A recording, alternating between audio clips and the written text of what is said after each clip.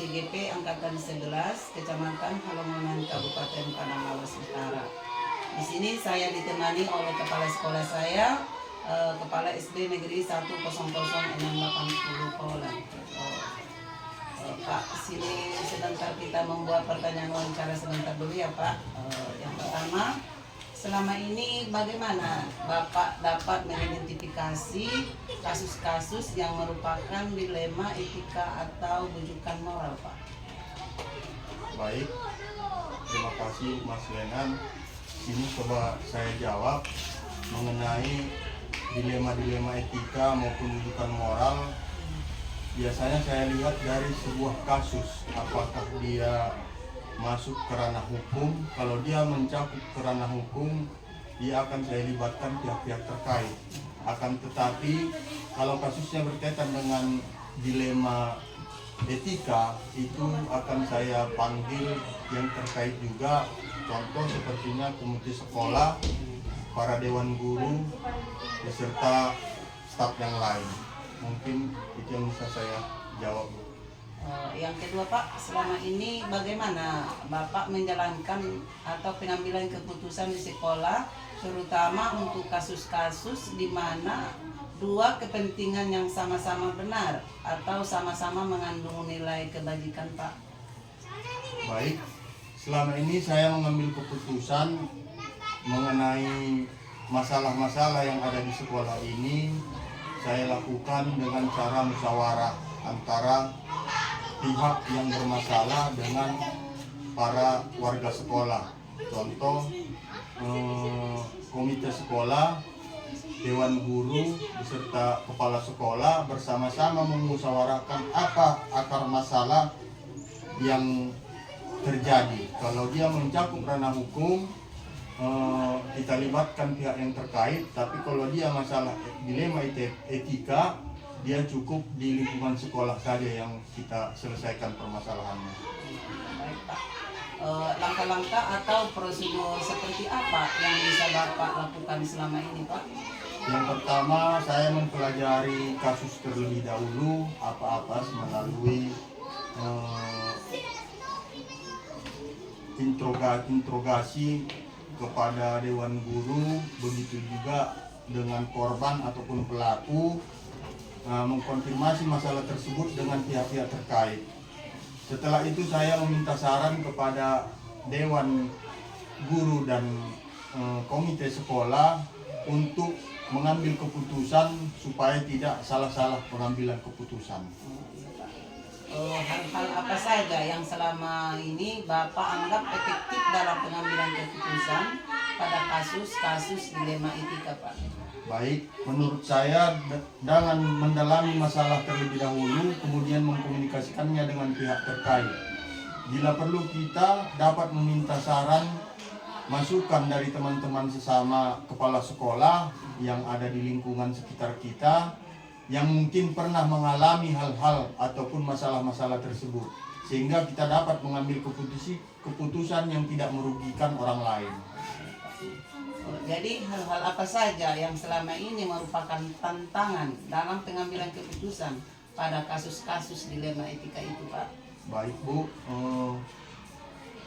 kebetulan beberapa kasus yang kami alami di sekolah ini, dilemanya yang paling berat dihadapi adalah membuat keputusan seadil-adilnya. Karena apapun ceritanya, apalagi kita ini hidup di kampung, mungkin mindset pola pikir dari orang tua itu belum terlalu tinggi untuk menghadapi sebuah masalah. Jadi terkadang orang tua masih banyak yang membela anaknya yang salah.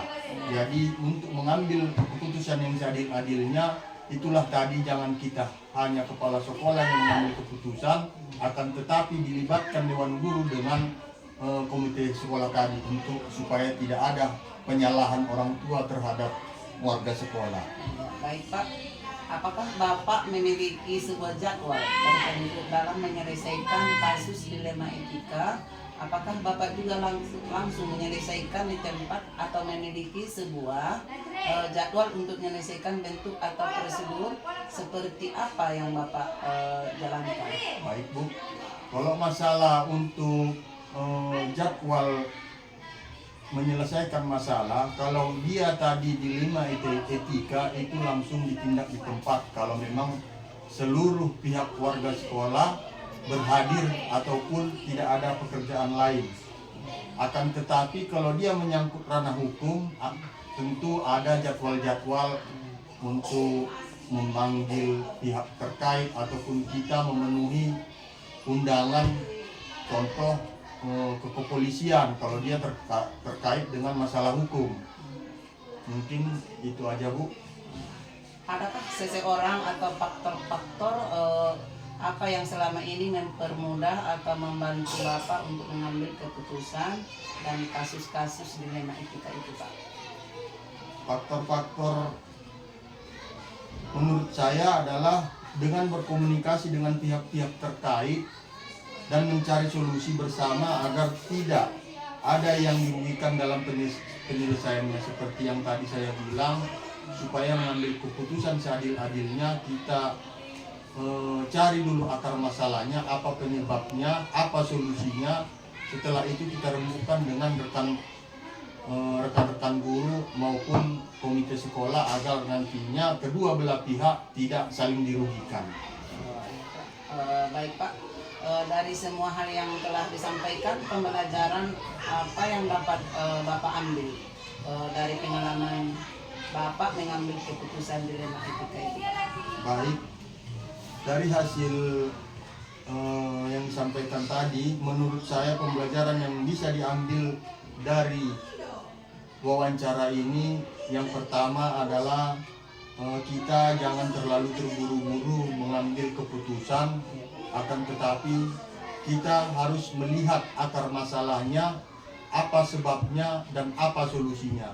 Setelah itu baru kita ambil keputusannya, harus didalami terlebih dahulu, kemudian dikomunikasikan kepada pihak-pihak lain. Jangan hanya kepala sekolah saja di situ yang mengambil keputusan, akan tetapi pihak yang berkaitan seperti dewan guru, komite sekolah harus dilibatkan, seperti yang saya bilang tadi, supaya tidak ada kesenjangan antara pihak korban maupun pihak pelaku. Itu saja, Bu, yang bisa saya jawab. Terima kasih Pak, pertanyaan dari wawancara saya. Semoga nanti wawancara saya ini bisa nanti membuat nilai untuk CPP saya ya Pak. Terima kasih Pak. Assalamualaikum warahmatullahi wabarakatuh. Waalaikumsalam warahmatullahi wabarakatuh. Assalamualaikum warahmatullahi wabarakatuh. Bapak Waalaikumsalam warahmatullahi wabarakatuh. Perkenalkan, nama saya Mas Leman, SPDI dari SD Negeri 10068 Kolan CGP 11 angkatan 11 Kabupaten Padang Lawas Utara ya Pak. Di sini kita mau wawancara dulu sebentar ya Pak. Selama ini bagaimana Bapak dapat mengidentifikasi kasus-kasus yang merupakan dilema etika atau rujukan moral Pak? Begini Bu, biasanya saya lihat dulu kasusnya seperti apa. Nah, kalau kasusnya berkaitan dengan ranah hukum, berarti itu rujukan moral. Tetapi kalau kasusnya itu tidak berkaitan dengan ranah hukum, berarti itu dilema etika. Apalagi dampaknya sama-sama benar, sudah dipastikan itu dilema etika Bu.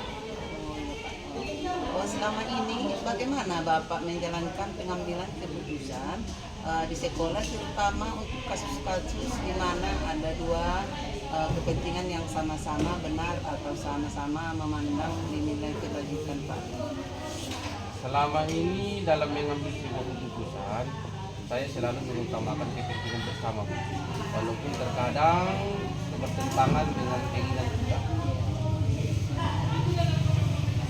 Saja Pak, berarti langkah-langkah atau prosedur seperti apa yang biasa Bapak lakukan selama ini Pak? Langkah-langkah yang selama ini saya lakukan adalah mempelajari masalahnya terlebih dahulu, kemudian mengkonfirmasi masalah tersebut dengan pihak terkait, meminta saran atau masukan dari beberapa orang yang saya anggap mampu menyelesaikan masalah yang saya hadapi. Hal-hal apa saja yang selama ini Bapak anggap efektif dalam pengambilan keputusan pada kasus-kasus dilema etika, Pak? Menurut saya dengan mendalami masalahnya terlebih dahulu, kemudian mengkomunikasikannya dengan pihak-pihak terkait, kemudian bila perlu saya dapat meminta saran atau pendapat dari teman-teman sesama kepala sekolah yang mungkin pernah mengalami hal yang sama, sehingga kita dapat mengambil keputusan yang tidak merugikan pihak manapun. Hal-hal apa saja selama ini merupakan tantangan dalam pengambilan keputusan kasus dilema etika, Pak? Yang merupakan tantangan di sini adalah bagaimana kita membuat keputusan yang adil dan tidak merugikan pihak manapun. Apakah Bapak memiliki sebuah jadwal tertentu dalam menyelesaikan kasus dilema etika? Apakah Bapak langsung menyelesaikan di tempat atau memiliki sebuah jadwal? Saya bukan orang yang suka menunda-nunda ataupun memendam permasalahan itu berlarut-larut. Jika bisa diselesaikan secepatnya, kenapa harus ditunda-tunda? Tetapi kembali pada kasusnya seperti apa kasusnya itu. Jadi menyelesaikan bentuk atau prosedur seperti apa yang Bapak jadwalkan? Menurut saya yaitu dengan berkomunikasi dengan pihak-pihak terkait dan mencari solusi bersama agar tidak ada yang dirugikan dalam penyelesaiannya. Jadi adakah seseorang atau faktor-faktor yang dan apa yang selama ini mempermudah atau membantu Bapak dalam pengambilan keputusan dalam kasus-kasus dilema etika itu, Pak? Menurut saya ada, Bu, yaitu dengan komunikasi dengan pihak-pihak lain dan mencari solusi bersama agar tidak ada pihak yang dirugikan atas tindakan saya tersebut dalam penyelesaiannya. Dari semua hal yang telah disampaikan, pembelajaran apa yang dapat Bapak ambil dari pengalaman Bapak mengambil keputusan dilema etika itu, Pak? Dari semua yang saya sampaikan, sudah saya sampaikan tadi, menurut saya pembelajaran yang bisa diambil adalah dalam mengambil sebuah keputusan itu jangan terburu-buru, harus didalami dulu, kemudian dikomunikasikan dengan pihak-pihak terkait agar tidak merugikan pihak manapun. Terima kasih, Pak, wawancaranya. Terima kasih banyak.